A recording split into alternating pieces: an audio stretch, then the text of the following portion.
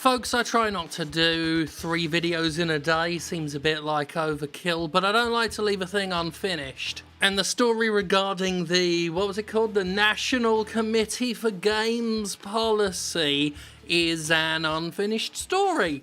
Because as of right now, it might be a troll, a pointlessly elaborate troll.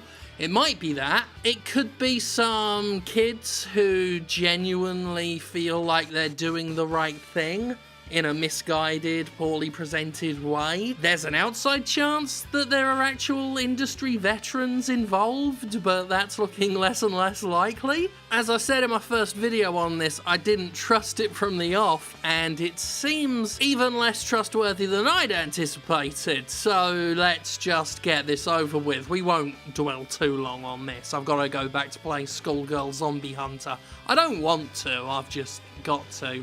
Anyway, I've got an abundance of Hand of Fate 2 footage, so might as well use it here as well. Most of the debunking came via Eric Kane over at Forbes, who dug into things a little bit deeper. Found a fair bit of information I didn't when I was looking at this weird maybe organisation, maybe not organisation. But Kane dug into Kenneth Tran, the man who formed this so-called coalition, who admitted in a blog post in September, "For those who don't know, I'm a prolific internet troll." Now, Tran does consider himself a young entrepreneur, a business person. Kane calls into question both the qualifications and the actual existence, or at least the signing on of, the steering committee, the only named members so far of this coalition. Although Tran calls himself the co-founder of Incubation Games, publisher of Nemexia, whatever, Kane counters that Menexia is published by a Bulgarian company, XS Software JSCO.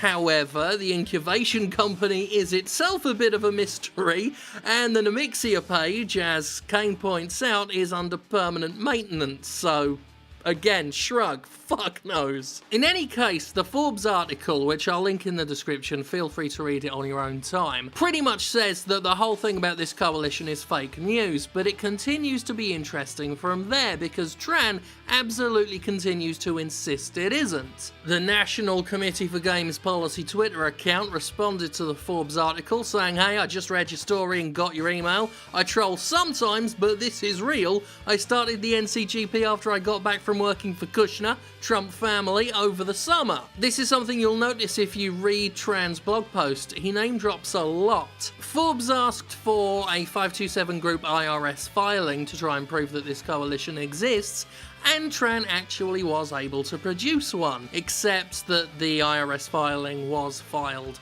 today, seemingly in response to the Forbes article. So it could be done, but it should have been done. But it wasn't, but now it is.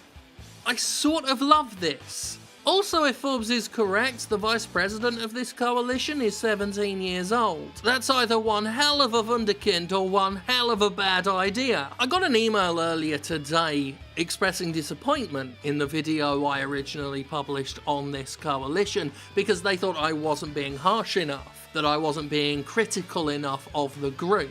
My response to that person was, look, I don't know how serious these fuckers are. So the best I could do was offer some worst case and best case scenarios and mostly scratch my head, which is really all I can still do. In any case, I don't think, whatever the truth of this is, that this particular little group is gonna go anywhere. I mean, they might, but I don't think they are. At best, it seems to be some fumbling attempt at making some change and possibly a name for oneself from a troll slash creator of sometimes fake startups. And at worst, it's bollocks. It's just a load of bollocks. That's the latest on that. I guess I'll go back to... Actually, I don't really feel like playing Skullgirl Zombie Hunter much now. I've got enough footage for a video, I'll do that later. Not today. 3 videos in a day is well enough. I'm done. I'm off. Bye.